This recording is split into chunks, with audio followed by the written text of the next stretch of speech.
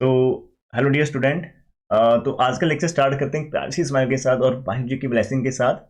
देखिए, एक चीज ध्यान से करना, ऊपर आई बटन के अंदर आपको प्रीवियस लिंक मिल जाएंगे, आप वो वॉच कर लेना। और आज के इस लेक्चर को देखने से पहले एक छोटी सी रिक्वेस्ट है, यदि आपके पास थोड़े से पेशेंस है आप बैठ सकते हैं 20 से 30 मिनट, तभी आप इसको स्टार्ट करना। Otherwise some of the student उनके पास पेशेंस ही नहीं होते, वो जा सकते हैं, ठीक है, स्किप करके।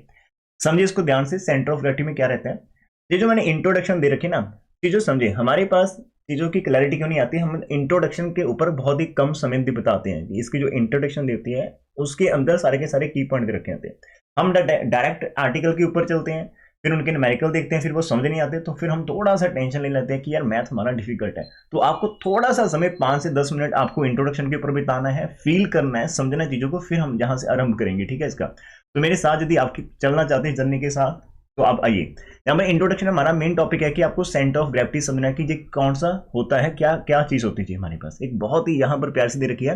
कि आपके पास एक रिजिड बॉडी है, रिजिड बॉडी आप ले रहे हो, ठीक है। हमारे पास रिजिड बॉडी जिसकी आपकी शेप मतलब फिक्स रहती है, फिक्स वॉल्यूम रहता है, इस side to be rigid body है। हम उसको कंसीडर कर लेते हैं as assemble of infinite particles whose positions relative to one another remains constant है, even they change their position। अब मेरे को थोड़ा सा रीडिंग करने दो, मैं इसको निचोड़ कर आपके सामने रख दूंगा, ठीक है। आप भी साथ में करना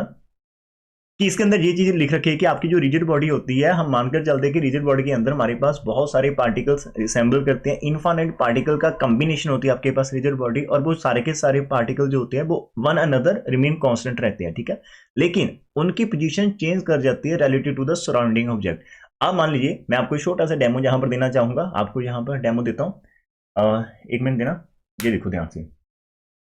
अब ये हमारा मोबाइल फोन है, ठीक है, ये पूरा फिक्स है। अब इसका जो साइज आप उसको चेंज नहीं कर सकते, ठीक है, ये रिजिड है। अब ये जो फोन है ये बहुत सारे स्मॉल पार्टिकल की कॉम्बिनेशन से बनता है। अब वो जो पार्टिकल इसके अंदर रहेंगे, लाइक आप उसको ये वाला पार्टिकल एक ले लो, एक पार्टिकल यहां पर देख लो। अब इस पार्टिकल की यहां से जो डिस्टेंस है वो ऑलवेज फिक्स रहेगी, वो चेंज नहीं करेगी। यदि इसकी डिस्टेंस चेंज कर गई तो ये रिजिड थोड़ी होगा, फिर तो इसकी शेप भी चेंज कर जाएगी, बिकॉज हर एक पार्टिकल बहुत इंपॉर्टेंट है इसकी शेप बनाने के लिए। अब लेकिन जब भी मैं इस फोन को यहां पर पकड़ रखा हूं, मान लो सराउंडिंग हमारे पास, ये हमारी सराउंडिंग है, ठीक है। अब ये फोन यहां पर है, तो इस पार्टिकल की यहां से डिस्टेंस कुछ होगी, लेकिन जब मैं इसको फोन को आगे पीछे करता हूं तो उस पार्टिकल की पोजीशन चेंज कर रही है with respect to my hand. तो वो सराउंडिंग के विद रिस्पेक्ट टू आपके पार्टिकल्स की पोजीशन चेंज कर सकती है, लेकिन यदि आप उस बॉडी के भीतर बात करते हो, उस बॉडी के ऊपर बात करते हो, तो उनकी जो पोजीशन है एक दूसरे के विद रिस्पेक्ट टू वो ऑलवेज कॉन्स्टेंट रहती है। तो ऐसी बॉडी को हम क्या बोलते हैं, रिजिड बॉडी बोल सकते हैं। तो ये पहली लाइन का निचोड़ था। अब दूसरा क्या होता है इसके अंदर, लाइन अब नेक्स्ट रीड करो कि these particles are subject to law of gravitation. अब बिकॉज ये जो पार्टिकल्स होते हैं इन सभी का मास होता है, और आपने फिजिक्स के अंदर पढ़ रखा होगा ग्रेविटेशनल फोर्स। आपके पास कोई भी दो बॉडीज आप उठाते हो जिनका कोई ना कोई मास है, तो मासेस होने के कारण एक दूसरे को अट्रैक्ट करती है, ग्रेविटेशनल फोर्स आप उसको बोल सकते हैं। अब इनके अंदर भी क्या होता है,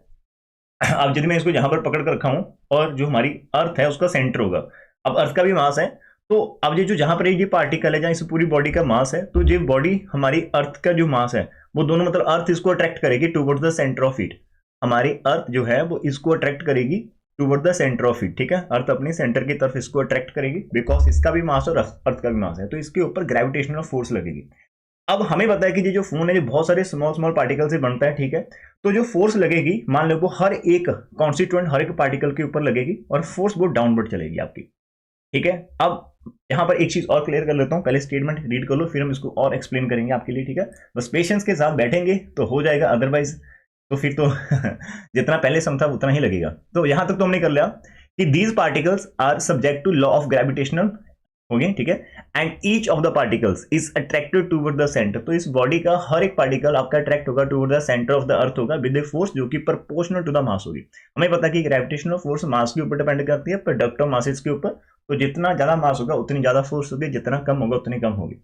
अब and this force is called the wait of the particle. ये चीज मेरे को बहुत ही बढ़िया लगी। हमें पता है कि हम जब भी कोई फिजिक्स के अंदर आर्टिकल करते हैं तो वहां पर कोई भी बॉडी आपके हाथ में होती है, तो यार हम एक चीज दिखाते हैं कि उसका जो वेट है वो डाउनवर्ड एक्ट करता है। अब जो वेट होता है वो m इंटू जी होता है, मास इंटू ग्रेविटी। वहां पर ग्रेविटी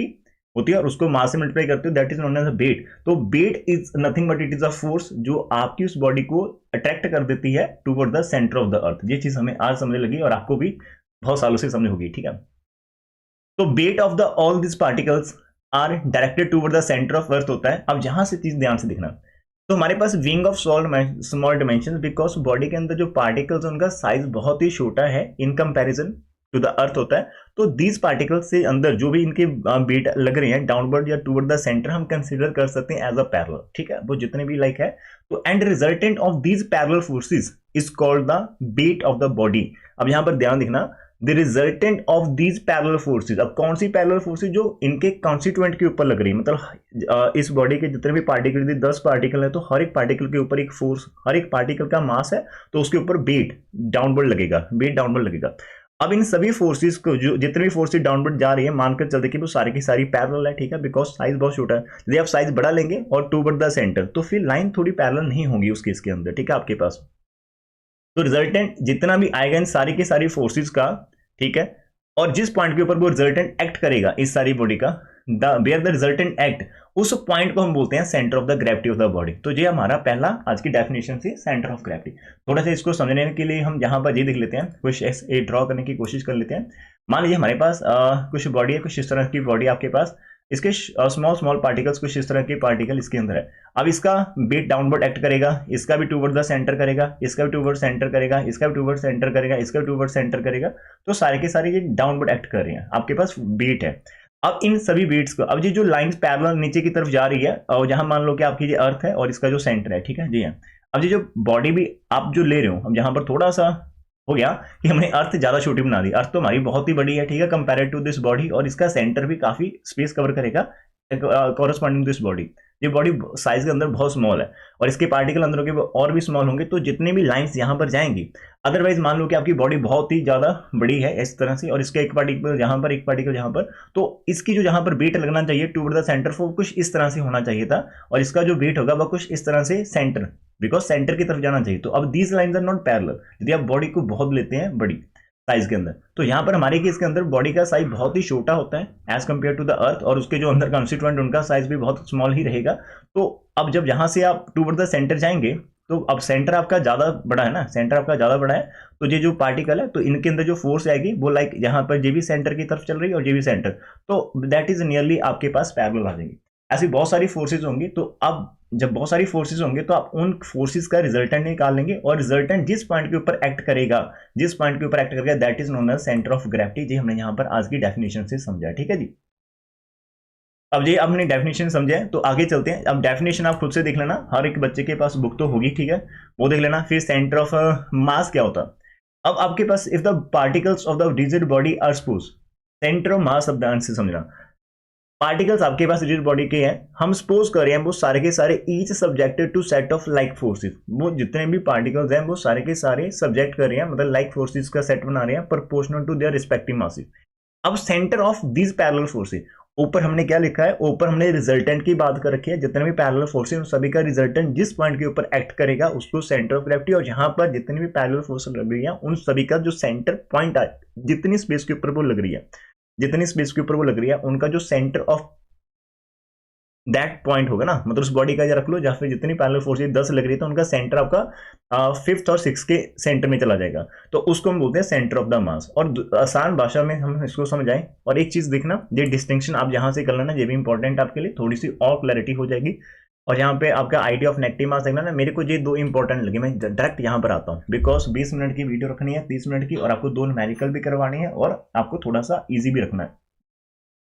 सेंटर ऑफ मास हम ऐसे भी समझ सकते हैं कि हमने करता है कि या इसका कोई ना कोई मास है, अब इसके अंदर ना, अब इस फोन के अंदर आपको एक ऐसा पॉइंट मिलेगा जहां पर हम मानकर चल सकते हैं कि जितना भी इस बॉडी का वेट है वो सारे का सारा वेट या सारे का सारा मास किसी एक पॉइंट के ऊपर कॉन्सेंट्रेटेड है। लाइक हम इसके ऊपर यहाँ पर उस पॉइंट के ऊपर सपोर्ट देंगे, तो आप इस फोन को अपने फिंगर के ऊपर यहाँ पर टिका ऐसे रख सकते हो, बैलेंस कर सकते हो। अब जहां पर मैंने रखा वो आपका होगा सेंटर ऑफ मास हो जाएगा। अब यहां पर रखेंगे नहीं टिकेगा, ठीक है, तो वो एक ऐसा पॉइंट जिसके ऊपर हम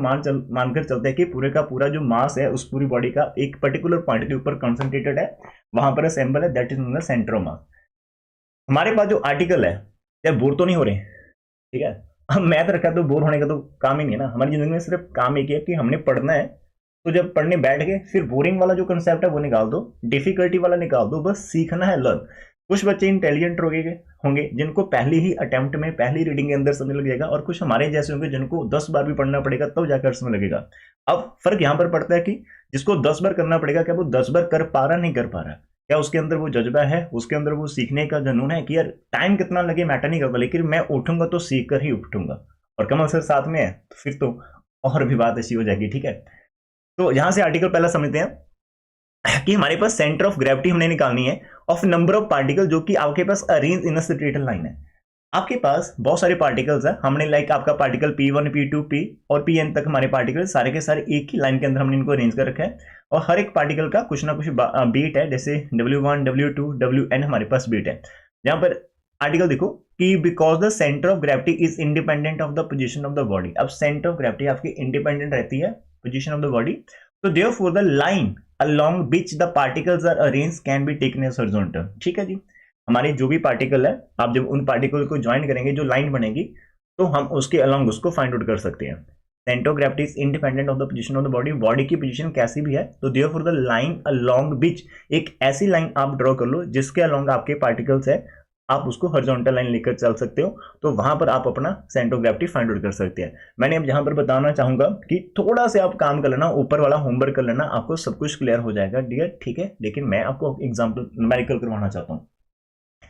हमने क्या करना, लेट करा कि OX हमारे पास एक लाइन है, ठीक है, अलोंग विच आपके पास जो पार्टिकल्स है उनका beat W1 W2 up to Wn है और प्लेस P1 P2 Pn पर प्लेस है। मान लेते हैं कि उन सभी पार्टिकल्स की जो डिस्टेंस है फ्रॉम अ फिक्स पॉइंट, जो कि हमारे पास फिक्स पॉइंट O है, उन O पॉइंट से उनकी distance x1 x2 xn with their respective distances है। लेट कर लेते हैं जो हमारा CG है, it is the centre of gravity of these particles है, जो कि आपका x bar from the O। अब यहां पर एक डेफिनेशन बहुत ही बड़ी आपको समझनी है, फिर हम इसको थोड़ा रफली करके देखेंगे कि it is a very important part इस पूरे आर्टिकल का। आपको ये लाइन समझनी है, ठीक है, मोमेंटम वाला, कि because the algebraic sum of the moments जिसको हम बोलते हैं moments of a number of forces about any point. आपके पास बहुत सारे पॉइंट्स है, आपके पास डिफरेंट, और उनका in their plane is equal to the moment of the resultant about that point. अब यहां पर कहना क्या चाहते हैं हमारे पास, जब समझिए आपके पास बहुत सारे पहले तो मूवमेंट देखो ना कैसे होती है। मान लीजिए हमारा एक यहाँ पर पॉइंट है और आपका पॉइंट ये P है, हम देखना चाहते हैं यहाँ पर जो पॉइंट O है, मान लो इसके पॉइंट के अबाउट मैंने एक यहाँ पर और ये ड्रा कर लिया, ठीक है, ये हमारे पास एक बेसिक लाइन दिखा दी, ये हमारे पास है पर्टिकुलर पॉइंट। मैं इस पॉइंट P की यहाँ पर जो फोर्स लग रही है P के ऊपर, फोर्स लगा रहा हूँ इस पॉइंट के ऊपर। अब फोर्स इस पॉइंट P को ऊपर जब हम अप्लाई करेंगे तो इसके ऊपर क्या इंपैक्ट पड़ेगा, इसकी मूवमेंट कैसे निकाल सकते हो आप, है ना, कि मतलब ये रोटेट तो करेगा। जैसे सिंपल सी भाषा के अंदर आपका जो दरवाजा है, आप अपने रूम के डोर की तरफ देखो, जब आप उसको क्लोज करते हो या ओपन कर लेते हो तो आप उसके ऊपर फोर्स अप्लाई कर लेते हो उसके हैंडल के ऊपर, तो वो फोर्स आप तो आपका डोर पूरा पूरा रोटेट कर लेता है अबाउट जो उसकी एक्सिस होती है, ठीक है, उसके अबाउट। तो यहाँ पर हम जब फोर्स से निकालेंगे तो मूवमेंट कैसे निकालनी, तो सबसे पहले आपने इस पॉइंट के ऊपर जिसके ऊपर फोर्स लगा रहे हैं, आप उस पर्टिकुलर पॉइंट जो फिक्स पॉइंट है उसके साथ ज्वाइन करवा दो, जहां पर परपेंडिकुलर डिस्टेंस आपके पास आ जाएगी, कि it is known as perpendicular distance को आप यदि P लेट कर लेते हैं। मान लेते हैं कि आप यहाँ पर फोर्स लगा रहे हो, F लगा रहे हो, अब ये बॉडी आपकी इस तरह से रोटेट करनी करेगी अबाउट इसके ऊपर, ठीक है। अब ये पॉइंट आपका यहां से ऐसे रोटेट करेगा, तो जो मूवमेंट होती है हम जिसको M कहते हैं, वो कैसे निकालते हैं, जितनी आप फोर्स लगा रहे हो उसको मल्टीप्लाई करना होता है perpendicular distance of the point from the line of action, जो जिसके अलोंग लगा रहे हो, ठीक है, पॉइंट। जी हमारी एक्सिस ऑफ रोटेशन जो है ना, उस एक्सिस ऑफ रोटेशन से आपके पॉइंट जहां पर फोर्स लग रही है उसका परपेंडिकुलर डिस्टेंस कितना है, और उसको फोर्स से मल्टीप्लाई कर दो, जो आपके पास आएगी इस तरह से। अब डेफिनेशन क्या कहता है कि आपके पास यदि बहुत सारे पॉइंट्स है, मान लो आप किसी पर्टिकुलर पॉइंट O पॉइंट के ऊपर काम करना चाहते हैं कि या इस पॉइंट के अबाउट हमने मूवमेंट से निकालनी है, और मैंने यहाँ पर OX लाइन ड्रॉ कर रखी है, हमारे पास पॉइंट P1 है, हमारे पास पॉइंट P2, हमारे पास पॉइंट P3 है, और अप टू सोन हमारे पास पॉइंट P ऑफ N है, ठीक है जी वाला। अब हमारे पास इस पॉइंट P के ऊपर क्या फोर्स लग रही है, बिकॉज ये पार्टिकल है तो इसके ऊपर इसका वेट लगेगा, जो कि इसको इस तरह से रोटेट करेगा, है ना, लाइक ये वेट इस तरह से लग रहा है ऊपर से, इसके ऊपर बीटा लगेगा W2, इसका भी डाउन ही चलेगा, ठीक है, W3, और इसका लगेगा नीचे W ऑफ N। ये सारे के सारे बीट हैं because these are the particle, इनके कोई ना कोई तो मास होंगे ना, तो जैसे इसका मास यदि M रहेगा तो इसके ऊपर G लगेगा, इसका मास M3 हो गया तो इसके ऊपर भी G, साथ में मल्टीप्लाई करो M2 इंटू G, और ये हमारा M1 इंटू G, तो मैंने रफ वैसे आपके लिए लिख रखी है, ठीक है। अब ये सारे के सारे बेट जब इसके ऊपर लग रहे हैं तो होगा क्या कि ये आपका पॉइंट फिक्स है, तो आपका जो ये वाली लाइन ऑफ एक्शन ड्रॉ कर रहा है, तो ये आपका पॉइंट P है, ये रोटेट करने की कोशिश करेगा इस तरह से एंटी क्लॉकवाइज डायरेक्शन के अंदर, ठीक है, मान लो ऐसा कुछ होगा। अब कहना क्या चाहते हैं, जहां फिर हमने मूवमेंट्स जो चैप्टर पढ़ा था उसके अंदर क्या होता था कि यदि आप इंडिविजुअल पार्टिकल्स ले रहे हो और उन सभी इंडिविजुअल पार्टिकल्स की आप मूवमेंट से निकाल रहे हो और उनका सम कर रहे हैं, तो उसका आंसर किसके इक्वल आता है कि आप इस पूरी पार्टिकल्स का एक सेंटर ऑफ मास रिजल्टेंट निकाल लो और उस रिजल्टेंट की आप मूवमेंट निकाल लो सेम पॉइंट के अबाउट, तो आपका आंसर सेम आएगा। अब मान लेते हैं कि इन सभी जो आपके पास पॉइंट्स हैं इनका जो रिजल्टेंट है वो किसी पॉइंट आपका जी के ऊपर एक्ट कर रहा है, जी हमारे पास है, ठीक है। अब जी के ऊपर यदि रिजल्टेंट, तो रिजल्टेंट का बीट कितना होगा जितना पूरी बॉडी का पार्टिकल का बीट है, तो सम ऑफ ऑल बीट्स जहां पर इनको आप ऐड करना पड़ेगा, जी आपके पास चलेगा up to W of N. तो रिजल्टेंट का जो बीट रहेगा that is the sum of the weights, all weights के इक्वल रहेगा। अब उसके बाद हमारे पास क्या था, अब हमने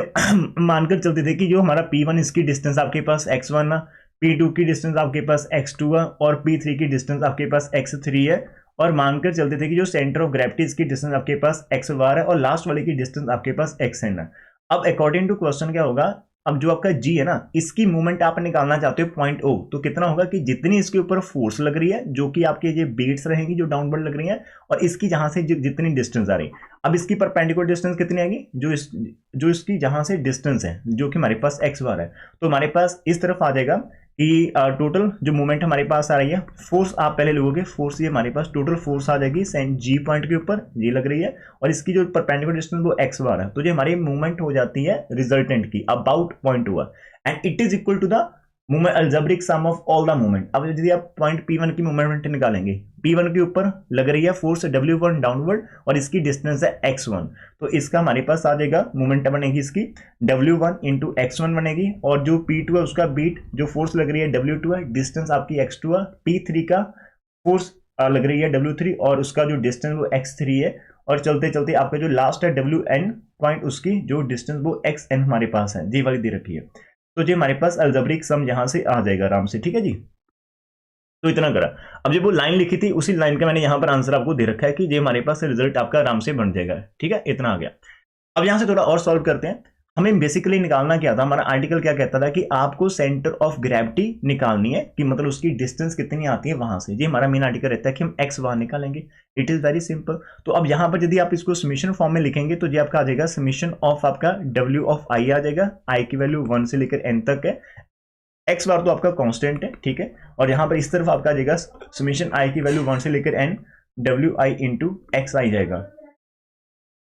यहां पर समीशन एक्स आई की वैल्यू 1 से लेकर n है, W I X I over summation I is equal to 1 से लेकर n है, डब्ल्यू ऑफ आई आपके पास आ जाएगा, ठीक है। ये हमारे पास पहला आर्टिकल यहां पर हो जाएगा आराम से। तो ये आपका पहला आर्टिकल यहां से आराम से हो गया। अब तो नेक्स्ट जो हमारा आर्टिकल रहेगा सेकंड वाला, उसके ऊपर ध्यान देते हैं, ठीक है, थोड़ा सा इससे डिफरेंट है, लेकिन आज से करेंगे तो सब कुछ हो जाएगा।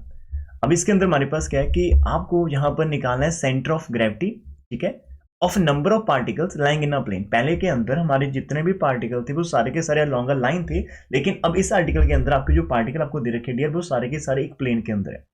अब जब प्लेन के अंदर आएंगे तो यहां पर क्या है, सबसे पहले एक चीज तो आपको समझनी पड़ेगी कि जो सेंटर ऑफ ग्रेविटी होती है वो इंडिपेंडेंट होती है पोजीशन ऑफ द बॉडी की पोजीशन कैसी है, लेकिन बॉडी की पोजीशन कैसी है हम तो उसके अंदर पार्टिकल के साथ डील कर रहे हैं, तो हम इसलिए हमारे प्लेन को हम रोटेट कर सकते हैं। तो therefore plane can be rotated till the horizontal. आप अपने जो भी आपका प्लेन हम बिकॉज प्लेन के अंदर करना चाहते हैं तो प्लेन को आप थोड़ा सा रोटेट कर लो, इस तरह से सेट करो कि आपका जो प्लेन आ रहा है वो जैसे हमारा कोऑर्डिनेट फ्रेम बनता है ना, तो उसकी तरह से आप उसको सेट कर लेंगे कि हमारा कोऑर्डिनेट फ्रेम बनता है। लाइक आपकी कोई भी बॉडी आ रही है तो आप उस बॉडी के लिए एक फ्रेम यहाँ पर रेडी कर सकते हैं, ठीक है जी। अब यहाँ पर निकालना क्या है, सेंटर ऑफ ग्रेविटी निकालना है, तो सारे का सारा आर्टिकल आप मेरे साथ करोगे, ठीक है, थोड़ा सा इस तरफ आ जाइएगा। मान लीजिए हमारे पास यहाँ पर P1 पार्टिकल है, अब प्लेन के अंदर है तो इनके जो कोऑर्डिनेट है वो ऑर्डर्ड पेयर के अंदर आपको पार्टिकल मिलेंगे, ठीक है जी। कोई P2 पॉइंट आपको मिलेगा जहां पर इसका होगा x2, y2 आपके पास आ जाएगा, और इसी तरह से हमारे पास कोई पॉइंट P3 हो सकता है आपके पास जिसका हमारे पास x3, y3 होंगे, और इस तरह से हमारे पास Pn होगा जिसका हमारा xn, y ऑफ n हमारे पास हो सकता है, ठीक है डियर। अब ये सारे के सारे पार्टिकल्स हैं, अब इनके अंदर फोर्सेज लग रही है, ठीक है, फोर्सेज। तो मान लीजिए इनकी जो फोर्सेज है, अब ये प्लेन के अंदर है तो आप इसका ऐसा नहीं कि आप डायरेक्ट नीचे की तरफ कर रहे हो, तो इसके ऊपर जो वेट लग रहा है, लाइक इस तरफ इसका वेट W1 लग रहा है, इसका वेट जो आपके पास लग रहा है W2 लग रहा है, इसके ऊपर वेट लग रहा है आपके पास W3 है, और इसके ऊपर आपका लग रहा है W4 आपके पास है, ठीक है। हमने इसको टूवर्ड द सेंटर कर दिया, टूवर्ड द सेंटर, यहाँ पर आपके पास सेंटर है, कुछ सेंटर की तरफ हमारे जो वेट लग रहे हैं। अब हम यहाँ पर क्या निकालेंगे, हमने उस सेंटर ओ पॉइंट के अंदर से 2 एक्सिस ड्रॉ कर दी, एक हमने ओ एक्स कर देनी है, एक हमने ओ यहाँ पर आपके पास वाई कर देनी, ठीक है डियर। तो हमारे पास जी हम यहाँ पर निकालेंगे। अब इसका जो सेंटर ऑफ ग्रेविटी हम निकालने वाले हैं तो वो एक पॉइंट ही हमारे पास होगा, पी पॉइंट मान लीजिएगा, कहीं ना कहीं पर आपके पास, उसको आप जी मानना चाहते हो तो जी मान लीजिएगा, ठीक है। हमारे पास जी हमारे पास रहेगा। अब जो जी रहेगा उसके जो कोऑर्डिनेट होंगे से उसके ऊपर एक्स बार और उसके वाई बार, तो हम जी कोऑर्डिनेट उसके निकालना चाहते हैं डियर। तो पहले की तरफ क्या करेंगे हम, हमारे पास जितने भी पार्टिकल्स हैं इन सभी की हम क्या करेंगे, मूवमेंट से निकालेंगे। अलोंग पर्टिकुलर आप निकालोगे तो आपको 2 बार करना पड़ेगा इसके अंदर, ठीक है, बिकॉज ये आपका ऑर्डर पेयर है। तो एक बार तो आप इनकी मूवमेंट से निकालेंगे, अलोंग ओ एक्स निकालेंगे, ठीक है, कितनी आ रही, और एक बार इनके हम ओ वाई के अलोंग निकालेंगे। जब आप ओ एक्स के अलोंग निकालेंगे फिर आपके पास कौन सा कोऑर्डिनेट आएगा, जब आप ओ वाई के अलोंग निकालेंगे फिर आपके पास कौन सा कोऑर्डिनेट आएगा, वो मैं आपको यहाँ पर दिखाना चाहता हूँ। तो ये लाइन आप थोड़ा सा ध्यान से कर लेना यहाँ से कि algebraic sum of the movements जो हमारे पास होती है,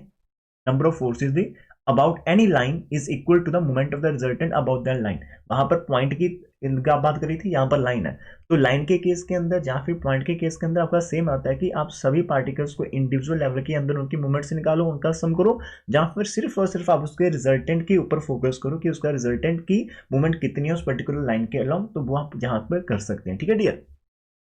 तो पहले की तरह हम यहाँ से करेंगे इसके अंदर। तो फर्स्ट हम मान लेते हैं कि हम यहाँ पर करने वाले हैं taking movements along about Y X, O Y के अलोंग, ठीक है। मान लो कि हमारे इस ओ वाई के अलोंग हम फाइंड आउट करना चाहते हैं हर एक पॉइंट इसकी, लाइक ये आपका पॉइंट P1 है ना, ये वाला, इसके ऊपर फोर्स लग रही है W1, तो इसकी यहाँ से ओ वाई से डिस्टेंस कितनी आ रही है, अब ओ वाई से डिस्टेंस कितनी आती है, जितना इसका x वाला यहाँ पर ऑर्डिनेट होता है। अब ये जो इसकी डिस्टेंस x1 आती है, जहाँ से जो आपका P2 पार्टिकल है उसकी जो डिस्टेंस आएगी आपका ओ वाई से वो x2 हो जाएगी, है ना हमारे पास। तो ये सिंपल होता है कि जब भी आप कोई पॉइंट लेते हैं, जैसे आपका जो पॉइंट पर्टिकुलर आपका P ऑफ x, y है, तो आप इस पॉइंट को कैसे लेते हो कि आप यहाँ से ओरिजिन से पहले इस तरफ चलते हो, कितनी डिस्टेंस कवर करते हो, x डिस्टेंस कवर करते हो, फिर आप y की तरफ कितनी डिस्टेंस कवर कर लेते हो, ऊपर की तरफ आप y कर लेते हो। तो कहने का मीनिंग क्या रहता है कि इस पॉइंट जो हमारे पास पॉइंट P है, इसका ओ वाई से डिस्टेंस कितना रहता है, हमारे पास x रहता है, और इसका x एक्स से डिस्टेंस कितना रहता है, हमारे पास y रहता है, तो ये हमारे पास रहेगा। इसी तरह से हम यहाँ पर जब करेंगे आपके पास मूवमेंट से निकालेंगे, तो हम पहले P1 की निकालेंगे ओ वाई के अलोंग।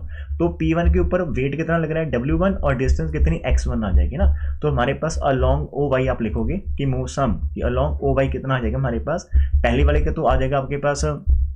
P1 आ गया, और सॉरी इसकी जो फोर्स लग रही है वो W1 आ जाएगी, और इसकी डिस्टेंस x1 है, दूसरा W2 आ जाएगा, डिस्टेंस x2 है, और चलते चलते हमारा जो लास्ट वाला WN और xn आ जाएगा। इसी तरह से हमारे पास जो सेंटर ऑफ ग्रेविटी आ जाए उसका जो टोटल वेट आपके पास W1 W2 और सम करके W ऑफ n है, और उसका जो कोऑर्डिनेट हमने x वाला कर रखा है, तो अब यहाँ से x बार की वैल्यू निकाल सकते हैं। ये हमारे पास समीशन आ जाएगा WI और XI, और नीचे आपके पास ये वाला आ जाएगा, और आपके पास x बार की वैल्यू इतनी आ जाएगी, ठीक है। और यहाँ पर आप लिख सकते हो कि i की वैल्यू 1 से लेकर n ना, वो अंडरस्टैंड है हमारे पास, i की वैल्यू 1 से लेकर n अंडरस्टैंड, तो हमारा ये वाला हो गया। और जब डियर हम इसकी फाइंड आउट करेंगे कि अलोंग ओ एक्स कितना आ रहा है,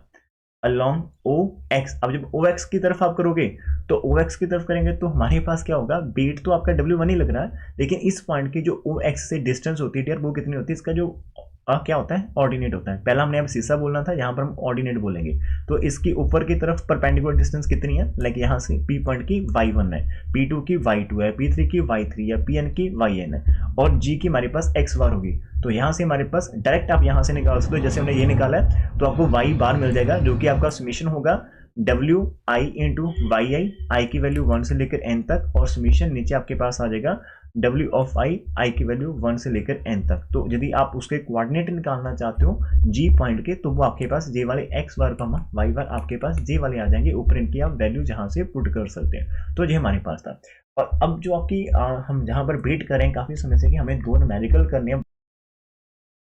तो आज की जो पहली एग्जाम्पल रहेगी, पहली और लास्ट एग्जाम्पल रहेगी, बिकॉज लेंथ के अकॉर्डिंग हम जो नेक्स्ट वाली एग्जाम्पल मैं अलग से बताऊंगा, बिकॉज आप काफी टाइम से देख रहे हैं ना, तो थोड़ा सा आपका माइंड थक भी गया होगा, बिकॉज ये टॉपिक थोड़े ऐसे ही रहते हैं, ठीक है। लेकिन एक एग्जाम्पल ध्यान से करके जाना, और एक लास्ट में यदि आपको समझ लगी तो प्लीज प्यारा सा कमेंट, और इस लेक्चर को अपने यहाँ जितने भी फ्रेंड सर्कल के अंदर आप शेयर जरूर करना, ठीक है।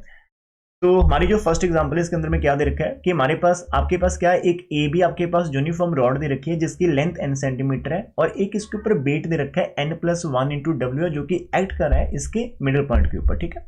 And to the rod are attaches masses of the weight, ये डिफरेंट मासेस आपके पास दे रखे हैं, वो सारे के सारे रॉड के ऊपर डिफरेंट पॉइंट जो कि आपके एक पर्टिकुलर पॉइंट के उनकी जो डिस्टेंस है 1 2 3 और n सेंटीमीटर है, वहां से दे रखा है। मतलब आपकी रॉड का जो पॉइंट ए है, ए पॉइंट से आपके पास बहुत सारे पॉइंट दे रखे हैं, n पॉइंट्स है, उनकी डिस्टेंस 1 2 3 और अप टू n सेंटीमीटर दे रखी है। हमें फाइंड क्या करना है, हमें फाइंड करना है distance from point A of the centre of gravity, कि इस पूरी रॉड का जो सेंटर ऑफ ग्रेविटी पॉइंट होगा उसकी ए पॉइंट से डिस्टेंस कितनी होगी, एंड द वेट्स ना of the rods and the weights, यहाँ पर रॉड्स एंड बीट्स मतलब इन फॉर्म्स ऑफ वेट आप यहाँ पर कर सकते हो।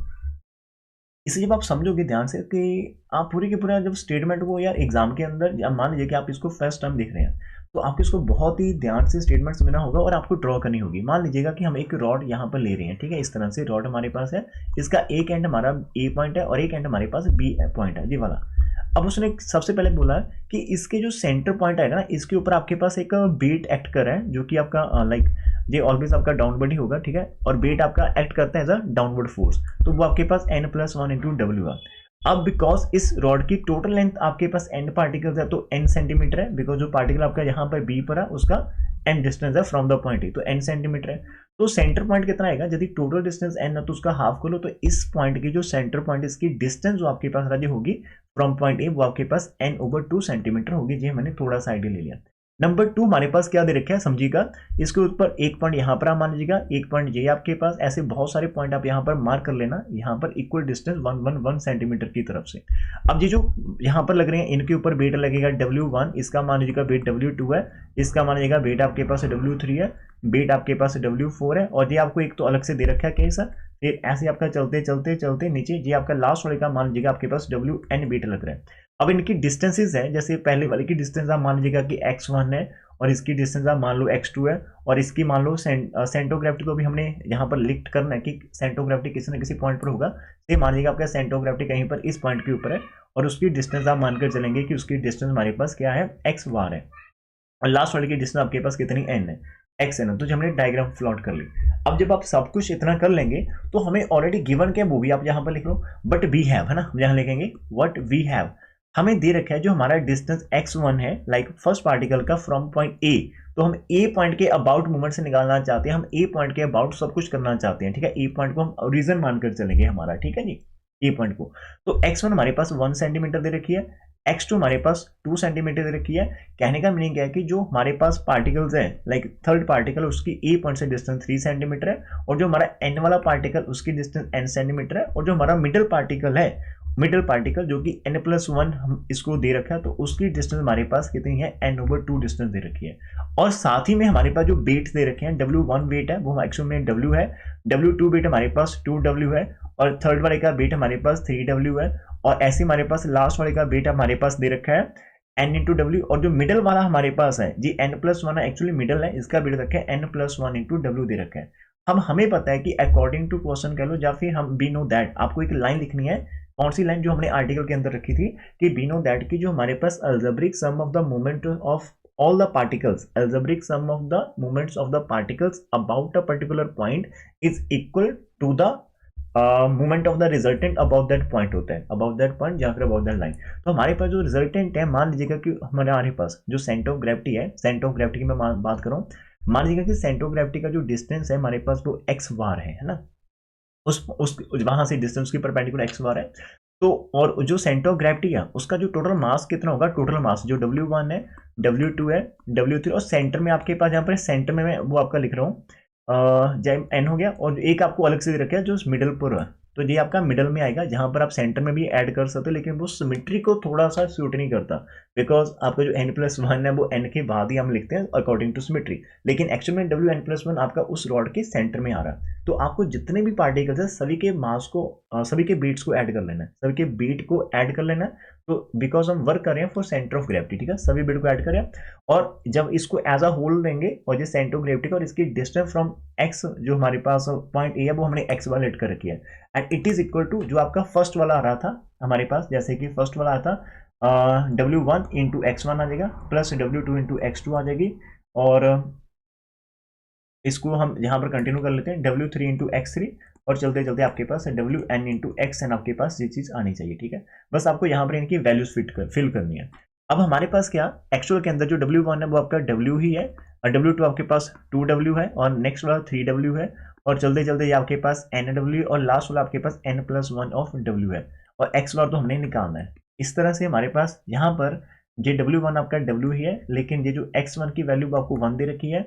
W2 हमारे पास एक्चुअल में 2W है और x2 की वैल्यू आपके पास 2 दे रखी है, और ये जो थर्ड वाला है W3 की वैल्यू हमारे पास 3W और x3 हमारा 3 सेंटीमीटर है, और चलते चलते WN की वैल्यू आपको NW और हमारा जो XN है वो N सेंटीमीटर, ये हमारे पास बन जाएगा। ठीक है डियर, आप एक चीज ध्यान से देखिएगा, इसको यदि आप सॉल्व करना चाहते हो तो हमें एक्चुअल के अंदर एक्स बार की वैल्यू निकालनी है, that is the centre of gravity की ए पॉइंट से डिस्टेंस कितनी है वो आप निकालना चाहते हो। तो आप एक्स बार को एक तरफ रख लो और दूसरी तरफ हमारे पास जो इतने भी टर्म्स बचती हैं वो मैंने उन सभी के अंदर से मैं 1 कॉमन निकालना चाहता हूँ। जब 1 कॉमन निकालूंगा तो पहले मेरे पास 1 बचेगा, लेकिन यहाँ पर देखो जो मल्टीप्लाई में अंदर आपको 2W था, साथ में 2 भी था, तो 2 और 2 का स्क्वायर आपके पास आ जाएगा। थर्ड टर्म के अंदर आपको यहाँ पर 3W बेट था आपका और साथ में 3 था, तो यहाँ पर 3 का स्क्वायर देखने को मिलेगा, और चलते चलते लास्ट वाले के अंदर आपको क्या मिलेगा। और एक चीज यहाँ पर रहेगी, सॉरी डियर, इसके अंदर एक चीज हमारे पास वो रह गई थी, बिकॉज जब आप इंडिविजुअल की बात करते हो तो आपको जो सेंटर वाला पार्टिकल है उसकी डिस्टेंस XN+1 और उसका वेट WN+1 वो भी आपका यहाँ पर एक्ट करना था। ठीक है, वो चीज हम यहाँ पर थोड़ा सा भूल गए, उसके लिए मैं यहाँ पर सॉरी कह देता हूँ। यहाँ पर आपका बिकॉज वो पार्टिकल जिसकी distance N+1 from the centre थी और उसका वेट N+1 था, वो पार्टिकल आपने साथ में लेकर चलना। अब हमें उसकी जो XN+1 डिस्टेंस थी वो N/2 थी, और जो उसका एक्चुअल के अंदर बेट था वो हमारा दे रखा था N+1 ऑफ W दे रखा था, जो मैं ऑलरेडी गिवन था, ये वाली चीज। ठीक है, अब हमारे पास क्या हो रहा है, यहाँ पर 3 हो गया, फिर लास्ट वाला N वाला आपके पास N स्क्वायर आ जाएगा, और ये जो पोर्शन आपके पास बचता है इसका N/2 इंटू आपको N+1 एज इट देखने को मिलेगा। और जो जो आपकी लेफ्ट साइड के अंदर जितना भी प्रोडक्ट था इन सभी के अंदर से मैंने आपको W कॉमन निकाल दी, हमारे पास 1 बच गया, 2 बच गया, 3 बच गया, चलते चलते आपका N और प्लस N+1 ये आपके पास बच के नीचे चला जाएगा। ठीक है, यहाँ पर देखिएगा ध्यान से, ये लेफ्ट वाला जितना भी पोर्शन आपके पास यहाँ पर एक्स बार के साथ मल्टीप्लाई कर रहा था मल्टीप्लाई, तो मैंने उसको यहाँ पर डिवीजन के अंदर कर दिया, और यहाँ पर कैलकुलेशन करते टाइम आपका W से W कैंसिल हो जाएगा, और ऊपर हमारे पास क्या है, 2 पार्ट है। अब ये जो 1 है इसको 1 स्क्वायर लिख सकते हो, और हमारे पास एक रिजल्ट होता है, ये चीज आप देख लेना, सीक्वेंस इसका रिजल्ट होता है कि 1 square plus 2 square plus 3 square up to N square का रिजल्ट होता है N into N+1 into 2N+1 over 6। ये आपके पास आपने आई थिंक 10th के अंदर चीज करी होगी या +1 प्लस 2 के अंदर ये कर रखी होगी। ठीक है, और ये जो आपके पास लास्ट वाला था मिडिल वाला, इसका आप अलग से ऐसे रखोगे, और नीचे जो हमारे पास बन रही है डियर, नीचे भी आपके पास एक सीक्वेंस बन रही है, ये एपी का एक सम बन जाता है कि सम ऑफ द N+1 टर्म्स। तो मैं आपको रिमाइंड करवा देता हूँ कि जब आप एपी के अंदर इसको सम कर लेते हैं, इसका फॉर्मूला होता है इसका कि जितनी नंबर ऑफ टर्म्स n उसके अंदर 1 + 1 करो और नीचे 2 से डिवाइड करो, लेकिन हमारे केस के अंदर 1 + 2 + 3 अप टू N + N+1 है, तो हमारे पास जो n था वो हमारा एक्चुअल में N+1 है, और जब आप इस N+1 के अंदर +1 करेंगे तो आपका वो N+2 आ जाएगा, और नीचे आपके पास 2 रहेगा। रिजल्ट हम यूज कर रहे हैं 1 square 2 square 3 square up to N square, ये आप गूगल कर लेना, N इंटू N+1 2N+1। बचपन के अंदर जिसने इस आर्टिकल को या इस रिलेशन को देखा होगा प्लीज वो कमेंट सेक्शन के अंदर कमेंट करके बता देना कि सर हमें ये चीजें आती थी पहले से। ठीक है, इतना हो गया।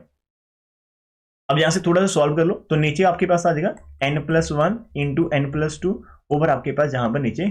2 आ जाएगा। अब ये थोड़ा सा सिंप्लीफिकेशन तो आपको करनी पड़ेगी। आपका यहाँ पर N+1 कॉमन निकल रहा है, ऊपर से N और N भी कॉमन निकल रही है, तो मैं न्यूमिनेटर के अंदर से N कॉमन निकाल रहा हूँ, N+1 कॉमन निकाल रहा हूँ, साथ में यहाँ पर 6 है, तो मैं यहाँ पर क्या करूंगा, इस तरह को इसको 3 से मल्टीप्लाई कर लेते हैं, नीचे भी 3 से मल्टीप्लाई कर लेते हैं, तो नीचे आपका 6 कॉमन आ जाएगा, नीचे 6। ठीक है, तो इन साइड मेरे पास क्या बचेगा, यहाँ पर 2N+1 खाली बचेगा, और इसके साथ हमारा खाली ये 3 ऑफ N बच जाएगा। तो थोड़ा सा स्मार्ट वर्क करना, मैंने क्या करा, N इंटू N+1 दोनों के अंदर से मेरे को दिख रहा था, ये कॉमन निकाल लिया, साथ में इसके नीचे 6 था, तो यहाँ पर मैंने 3 से मल्टीप्लाई 3 से डिवाइड कर नीचे 6 बना लिया, तो हमारा प्रॉपर ये पूरा का पूरा पार्ट न्यूमिनेटर के अंदर से बाहर निकाल लिया, तो आपके पास वो चीज बच जाएगी डियर। ठीक है, और डिनोमिनेटर आपका अभी तक हमने डिनोमिनेटर को टच नहीं करा, ये आपके पास N+1 N+2 ओवर आपका 2 एज इट चल रहा है, तो थोड़ी कटिंग आप N+1 से N+1 को कट कर सकते हैं। ठीक है, और ये 2 आपका 6 को 3 पर कट कर देगा, लेकिन ये आना 3 आपका नीचे ही है, तो ऊपर आपका N बच गया, नीचे 3 आ गया, यहाँ पर आपका 2N और ये 3N आपके पास बच रहा है, 2N+1 बच रहा है, यहाँ पर आपके पास 3N बच रहा है ना, तो जो आपके पास 5N आ जाएगा, आई थिंक 5N।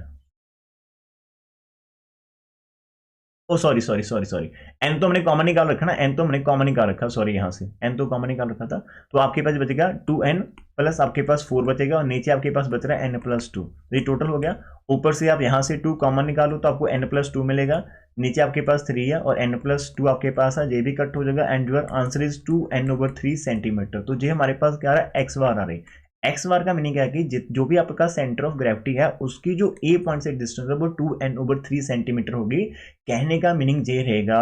कि हम इस आर्टिकल के अंदर, इस रॉड के अंदर हम इसकी लेंथ निकाल सकते हैं। आपको मान लीजिए कि आपको जो दे रखी है एन आपका 30 सेंटीमीटर आपकी लेंथ रॉड है। ये रॉड जो आपके पास टोटल इसकी लेंथ कितनी है, 30 सेंटीमीटर, और इसके ऊपर 30 पार्टिकल है। अब इसका जो मिडल पार्ट होगा वो 15 सेंटीमीटर के ऊपर लग गया, जो मिडल पार्ट है वो तो 15 सेंटीमीटर के ऊपर लगेगा, लेकिन सेंटर ऑफ ग्रेविटी किस पॉइंट के ऊपर लग रही है, किस पॉइंट के ऊपर, तो वो आएगी 2n/3। तो आप इसको 2 से मल्टीप्लाई करो, ठीक है। यहाँ पर आपका n की वैल्यू आप पुट करो 30/3, तो कटिंग करके आपका 10, तो आपका यहाँ पर 20 सेंटीमीटर। तो ए पॉइंट से यदि आप 20 सेंटीमीटर की दूरी तय करते हो तो वहां पर लाइक आपका वो लगेगा सेंटर ऑफ ग्रेविटी। तो मिडल पॉइंट के ऊपर नहीं लग रहा, मिडल पॉइंट के ऊपर तो हमारा क्या होता है, सेंटर ऑफ मास हम मानकर चलते हैं कि किसी चीज का होता है। तो इसके साथ हमने ये वाली एग्जांपल करनी है, ठीक है। अब जो नेक्स्ट एग्जांपल है वो आपके पास एक इक्विलेटरल ट्रायंगल की एग्जांपल आ जाएगी, एक और एग्जांपल आएगी बहुत ही इंपॉर्टेंट जो कि आपके एग्जाम में आ सकती है। तो लेक्चर को यदि आप आगे देखना चाहते हो तो प्लीज एक चीज करिएगा,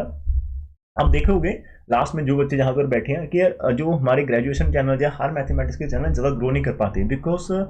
पंजाब के अंदर या फिर पूरे भारतवर्ष के अंदर बहुत कम लोग हैं जो ग्रेजुएशन के अंदर आते हैं, या तो वो बीटेक के अंदर निकल जाते हैं या फिर वो फॉरेन निकल जाते हैं। आजकल तो कनाडा ने थोड़ा सा बंद कर दिया, तो बच्चे रुके हुए हैं। तो हमें मोटिवेशन कहाँ से मिलेगी कि हम काम करें आपके लिए, थोड़ा सिंपली भाई सोचिए ना। आप चाहते भी है कि हम फ्री में करें, लेकिन फ्री में यार मोटिवेशन आती है, लेकिन वो थोड़े समय के लिए आती है फिर फुस हो जाती है ना। तो यदि आप लोग हमारे साथ सपोर्ट करेंगे यार, हम एक इन्वायरमेंट क्रिएट करेंगे कि सर हम आपके साथ हैं यार, आप बनाओ, हम शेयर करते हैं, हम हमारी क्लास पूरी की पूरी आपसे पढ़ना चाहती है। तो यदि आप लेक्चर देते हो तो यार विद इन मतलब 1 वीक की हमारे यदि 30 स्टूडेंट है, 30 व्यूज तो आपके होंगे और 30 लाइक तो आपके होंगे, ठीक है, बिकॉज हम आपको लाइक करते हैं, आपकी टीचिंग को लाइक करते हैं, तो ये हमारी गारंटी है। तो यदि आप थोड़ा सा हमारे साथ या थोड़ा सा हमारे लिए सोच सकते हो, बिकॉज तो ठीक है, तो मैं अब ज़्यादा बोल नहीं सकता, बस आप फील कर लेना, ठीक है, क्या कहना चाहता हूँ। Thank you for watching this one, मिलते हैं नेक्स्ट पार्ट के साथ, take care, Waheguru bless us all. जितना भी हमने करा आज का लेक्चर हमें समझ लग जाए, और इतना समझ लीजिएगा कि ये डिफिकल्ट तो बिल्कुल भी नहीं है, डिफिकल्ट तो बिल्कुल भी नहीं है, ठीक है। और अब थोड़ा थोड़ा ऐड करते चले जाएं, हम साथ में चलेंगे, और मिलते हैं नेक्स्ट बार के साथ, ठीक है।